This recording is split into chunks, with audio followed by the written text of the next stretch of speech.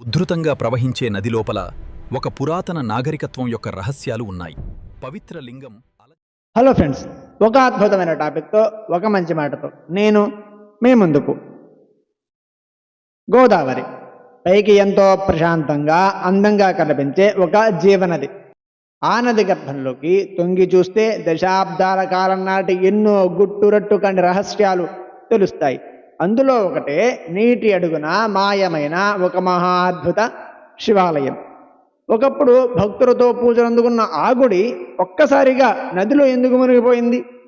ఉగ్ర గోదావరి వరదలకు కూడా విగ్రహాలు కొట్టుకుపోకుండా ఏళ్ల తరబడి నీటి అడుగున ఎలా చెక్కు చెదరకుండా ఉన్నాయి. సైన్స్కు సైతం అంతు చిక్కని ఆ మిస్టరీ ఏమిటి? Hello friends, welcome to tea time topic. ఈరోజు ఈ వీడియోలో ఆంధ్రప్రదేశ్లోని తూర్పుగోదావరి జిల్లాలో ఉన్న కోటిపల్లిలో మునిగిపోయిన సోమేశ్వరాలయం వెనుక ఉన్న అసలు రహస్యాన్ని సైంటిఫిక్ ఫ్యాక్ట్స్తో సహా తెలుసుకుందాం. వీడియోని ఎక్కడ స్కిప్ చేయకండి, ఎందుకంటే లాస్ట్లో రివీల్ అయ్యే ఫ్యాక్ట్ మిమ్మల్ని ఖచ్చితంగా ఆశ్చర్యపరుస్తుంది. ముందుగా మనం కోటిపల్లి క్షేత్రం గురించి తెలుసుకోవాలి. తూర్పుగోదావరి జిల్లాలోని గౌతమి గోదావరి నదీ తీరాన ఉన్న ఈ ప్రాంతానికి కోటి తీర్థం అని పేరు కూడా ఉంది.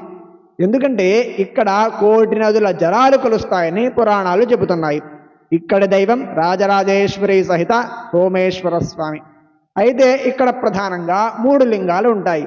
అందులో మొదటిది సోమేశ్వర లింగం, చంద్రుడు ప్రతిష్ఠించారు అని చెప్తాడు. రెండవది కోటేశ్వర లింగం, దేవేంద్రుడు అనగా ఇంద్రుడు ప్రతిష్ఠించినది అని చెబుతారు. మూడవది సిద్ధి జనార్దన స్వామి, కశ్యప మహర్షి ప్రతిష్ఠించినది అని చెబుతారు. కానీ మనం మాట్లాడుకోబోయే అసలు మిస్టరీ ఈ ప్రధాన ఆలయం గురించి కాదు. కాలగర్భంలో గౌతమి గోదావరి నది ఉగ్రరూపానికి బలైన అసలు పురాతన కట్టడాలు మరియు జలలింగం గురించి. గోదావరి నదిలో గుడి ఎందుకు మునిగిపోయింది? సాధారణంగా నదుల ఒడ్డున ఉన్న గుడులు మునిగిపోవడానికి పురాణాలు ఏవో శాపాలు అని చెప్పినా భౌగోళికంగా అంటే జియోగ్రాఫికల్గా ఒక బలమైన కారణం ఉంది. అదే నది ప్రవాహ మార్గం మారటం. గోదావరి నదికి ఒక లక్షణం ఉంది. 100 ఏళ్లలో తన ప్రవాహ మార్గాన్ని మెల్లమెల్లగా మార్చుకుంటూ వస్తుందట. కోటిపల్లి వద్ద ఉన్న గౌతమి గోదావరి నది ఒకప్పుడు గుడికి చాలా దూరంగా ప్రవహించేదట. కానీ కాలక్రమేణా భారీ వరదల కారణంగా నది తన దారిని మార్చుకుని ఆలయ ప్రాంగణం వైపు చొచ్చుకుని వచ్చిందట. ప్రాచీన కాలంలో నిర్మించిన ఒరిజినల్ కట్టడాలు కొన్ని ఈ నది కోతకు గురై నీటి అడుగున సమాధి కూడా అయిపోయాయట. ముఖ్యంగా ఇక్కడ ఇంద్రుడు ప్రతిష్ఠించినట్లుగా చెప్పబడే కోటేశ్వర లింగం ఎప్పుడూ నీటిలోనే మునిగి ఉంటుందట. అందుకే దీనిని జలలింగం అని కూడా పిలుస్తారట. ఎంత వరద వచ్చినా, ఎంత నీటి మట్టం తగ్గినా ఆ లింగం మాత్రం ఎప్పుడూ నీటితోనే అభిషేకించబడుతూ ఉంటుంది. నది మింగేసిన ఆ ప్రాచీన ఆలయ ఆనవాళ్లు నేటికి గోదావరి గర్భంలో ఉన్నాయని స్థానికులు చెబుతూ ఉంటారు. ఇప్పుడు విగ్రహాలు ఏళ్ల తరబడి నీటి అడుగున ఎలా ఉన్నాయో తెలుసుకుందాం. ఇక్కడ అందరి మదిలో మెదిలే అతిపెద్ద ప్రశ్న, నదిలో అన్ని ఏళ్లుగా మునిగి ఉన్నా సరే ఆ విగ్రహాలు ఎందుకు కరిగిపోలేదు? ప్రవాహ వేగానికి ఎందుకు కొట్టుకోపోలేదు? దీనికి సమాధానం అప్పటి శిల్పుల నైపుణ్యంలో వాళ్ళు వాడిన టెక్నాలజీలో ఉంది. అందులో మొదటిది కృష్ణశిల అంటే బ్లాక్ గ్రానైట్. ప్రాచీన గుడులలో విగ్రహాలను కృష్ణశిల అనే అత్యంత కఠినమైన రాయితో చెక్కేవారు. ఈ రాయికి నీటిని పీల్చుకునే గుణం దాదాపుగా 0. 100 ఏళ్ళు నీటిలో ఉన్నా సరే దానికి నాచు పట్టదు, కరిగిపోదట. రెండవది ఇంటర్లాకింగ్ సిస్టమ్. అప్పటి కట్టడాలకు సిమెంట్ వాడలేదు. రాళ్లను ఒకదానిపై ఒకటి ఇంటర్లాకింగ్ పద్ధతిలో అతికించారంతే. నది ప్రవాహం గుడి లోపలికి వెళ్ళినా ఆ రాళ్ల మధ్య ఉన్న గ్యాప్స్ ద్వారా నీరు బయటికి వెళ్ళిపోయేలా కట్టారట. దీనివల్ల నీటి ప్రెజర్కి గుడి గోడలు కూలిపోవు, పడిపోవు. మూడవది హైడ్రోడైనమిక్ డిజైన్. మనం శివలింగాల ఆకారం గమనిస్తే వాటికి అంచులు ఉండవు, అనగా షార్ప్ ఎడ్జర్స్ ఉండవు, గుండ్రంగా ఉంటాయి.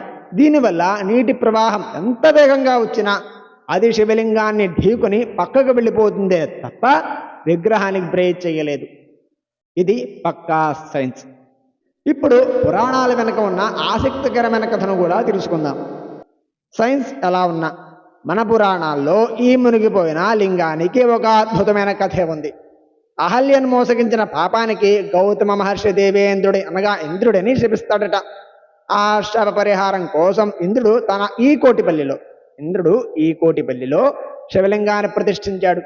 అయితే శివుడు ఇంద్రుడిని క్షమించిన గౌతమ మహర్షి ఆగ్రహం మాత్రం చల్లారక నీవు ప్రతిష్ఠించిన ఈ లింగం గౌతమి నదిలో మునిగిపోయి నీటిలోనే ఉండిపోతుంది అని శపించాడట. అందుకే గౌతమి గోదావరి ఉప్పొంగి ఆ కోటేశ్వర లింగాన్ని తనలో కలుపుకుని ఉంటుందని స్థానిక పురాణాలు చెబుతున్నాయి.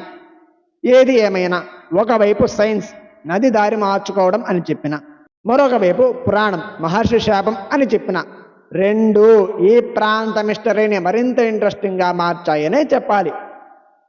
కాలం మారుతుంది, నదులు దారి మారుతాయి, కానీ వందల ఏళ్ల క్రితం నాటి మన పూర్వీకులు నిర్మించిన ఆ కట్టడాలలోని ఇంజనీరింగ్ మాత్రం అద్భుతమనే చెప్పాలి. ఈ గోదావరి ప్రవాహానికి ఎదురు నిలిచి సగర్వంగా ఇప్పటికీ నిలబడి ఉందని చెప్పాలి. ఈరోజు మనం టెక్నాలజీ అని గర్వపడుతున్నాం కదా, కానీ ఏ యంత్రాలు లేని ఆ కాలంలోనే నదిలో మునిగిన చెక్కు చెదరని గుడిని, విగ్రహాలను డిజైన్ చేసిన మన ప్రాచీన శిల్పుల మేధస్సుకు హ్యాట్స్ ఆఫ్ చెప్పాల్సిందే. మీరు కూడా హ్యాట్స్ ఆఫ్ చెప్పండి కింద కామెంట్స్లో. ఇదే ఫ్రెండ్స్ కోటిపల్లి సోమేశ్వరాలయం వెనుక నదిలో మునిగిపోయిన మరియు ఆ విగ్రహాల రహస్యం. ఈ వీడియో మీకు నచ్చిందని ఆశిస్తున్నాను. ఇలాంటి మరెన్నో అద్భుతమైన మిస్టరీ మరియు ఇన్ఫర్మేటివ్ వీడియోల కోసం వెంటనే మన టీ టైమ్ టాపిక్ ఛానల్ని సబ్స్క్రైబ్ చేసుకోండి, లేదా ఈ వీడియోని కొంతమందికి షేర్ చేయండి. ఈ రెండు చేయలేకపోయినా కనీసం ఒక లైక్ చేయండి. ఎందుకంటే ఈ రెండు అనగా పై రెండు మీకు నచ్చితేనే చేస్తారు. ఈ లైక్ అనేది ఎంతో కొంత ఇన్ఫర్మేషన్ ఇచ్చాను కాబట్టి నేను అడుగుతున్నాను. ఇక వెళ్లే ముందు ఈరోజు మంచి మాట. నీవు చేసే ప్రతి పనిలో ఎందుకు చేస్తున్నావు అనే స్పష్టత ఉంటే ఎలా చేయాలి అనే దారి దానంతట అదే కనిపిస్తుంది. నీ సంకల్పం బలంగా ఉన్నప్పుడు ప్రపంచంలోని ఏ శక్తి నిన్ను ఆపలేదు. సబ్స్క్రైబ్ చేసుకోండి ఫ్రెండ్స్, మీ సపోర్ట్ నాకు చాలా ముఖ్యం.